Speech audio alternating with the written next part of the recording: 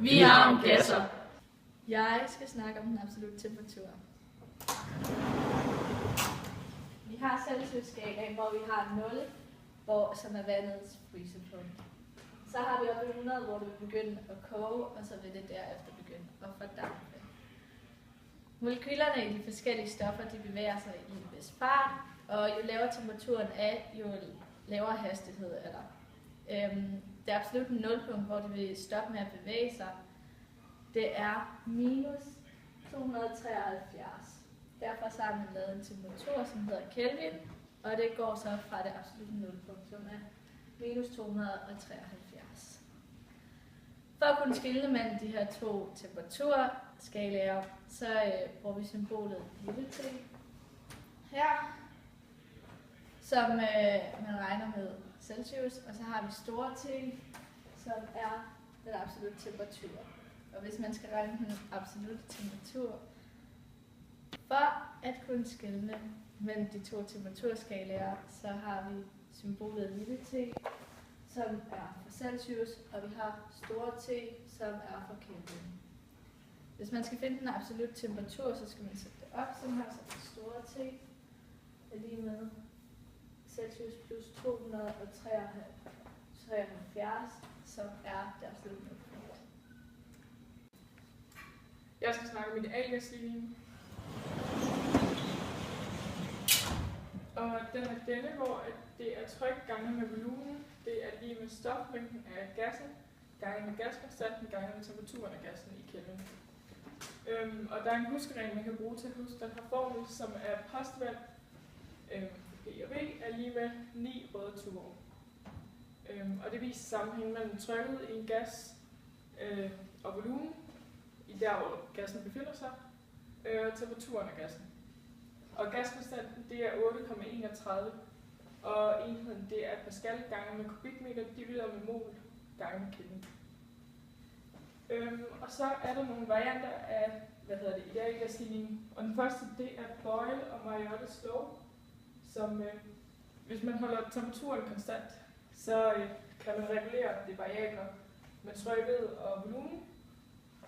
Så hvis du har et stempel for eksempel, og temperaturen er konstant, så hvis du trykker volumet sammen, hvis volumet bliver mindre, så bliver trykket større, og omvendt hvis trykket bliver mindre, så bliver volumen større.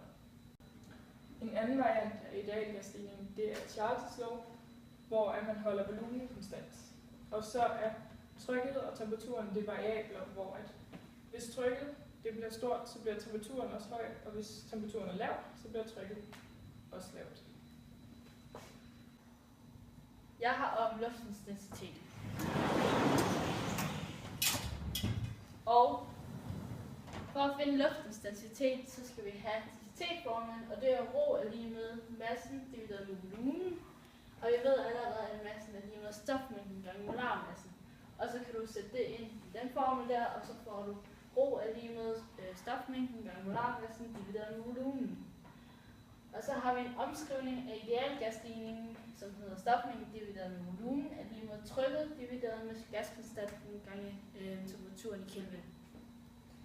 Og så kan du sætte de her to formler sammen, og så isolerer man rho, og så får man densiteten af en gas, som er rho er lige med molarmassen gange trykket divideret med gaskonstanten gange temperaturen i Kelvin. Og så ved vi, at molarmassen for luft det er 0,029 kg divideret med mol, og trykket det er 1300 Pascal. Og vi har gaskonstanten, som er 8,31 Pascal gange kubikmeter divideret med mol gange Kelvin. Og så har vi temperaturen, vi skal regne densiteten af luft ved 0 grader, som bliver 273 Kelvin. Og det giver os en densitet på 1,29 kilo per kubikmeter. Jeg har om Daltons lov. Og Dalton han var meteorolog, og han lavede en formel for at beregne luftfugtigheden. Luftfugtighed den er beregnet ved, at man finder trykket af den tørre luft, altså den normale sammensætning i luften med de forskellige procentsatser, altså 78% nitrogen og 21% oxygen, og så de andre smågasser, der er. Og så når man har fundet det ved hjælp af idealgasligningen, så lægger man vanddamptrykket til for at få et optimalt tryk, som så giver alligevel p-luft. Normalt, når man så skal starte med at beregne hovedtrykket på selve luften, så har man den her formel, hvor man tager P1, P2, P3 osv., afhængig af hvor mange gasser ens atmosfære består af.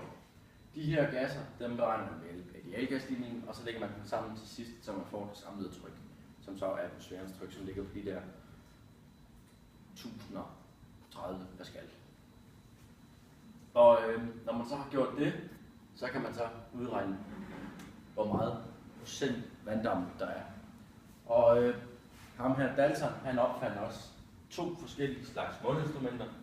Han havde et relativt og et konkret måleinstrument. Den ene, den måler procentmæssigt af vanddamp i luften. Altså, der har man lavet et forsøg, hvor man har haft en lukket beholder, hvor man så har haft vand inde i. Så har man varmet vandet op og fundet ud af, hvor meget vanddamp der kommer ved præcis det der volumen, den præcise temperatur. Når man så har fået at vide, hvor meget vanddamp, altså det maksimale vanddamp kan være i atmosfæren, så kan man procentmæssigt regne ud fra den der over. Altså det vil sige, at man kender densiteten og så videre, altså hvor meget det fylder hvor meget det bestemte vand fylder per volumen. Og den anden, der beregner man det bestemte tryk ved hjælp af den første formel, som er netop Daltons lov, med den tørre luft og vanddampen, der ligger sammen. Og den er mere præcis i forhold til den der.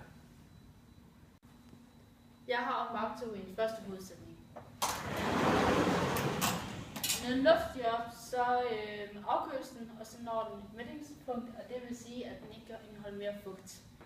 Normalt vil man sige, at den afkøles, men det vil tage rigtig, rigtig lang tid, fordi luft det er rigtig dårligt. Det er rigtig dårligt til at lede varme.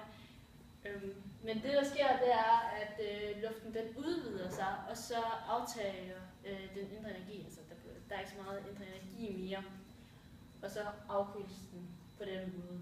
Og den proces, det kaldes adiabatisk afkøling. Og man kan også komme med et eksempel på adiabatisk opvarmning. Det er, når man presser, eller når man pumper et cykel, eller når man pumper et dæk op, så presses gassen sammen inde i dækket, og så bliver ventilen varm. Og det er altså ikke, fordi der bliver tilført varme. Så hvis en gas den sammenpresses, eller den udvider sig, så ser man, at der udføres et arbejde på den. Og den indre energi den kan ændres ved at tilføre varme, som har symbolet Q, eller udføre et arbejde på gassen, altså som har symbolet A. Og det her, det er så varmeteoriens første hovedsætning. Okay. Jeg skal snakke om arbejde. Okay, man kan regne arbejde ud ved, at man kender strækningen og kraften. Og dem skal man gange med hinanden. Kraftens enhed, det er Newton. Og strækningen, den måles i meter. Og det vil så blive til, Newton-meter. Og det er så det samme som 1 joule. 1 newtonmeter, det er det samme som 1 joule, så man laver enheden om til joule.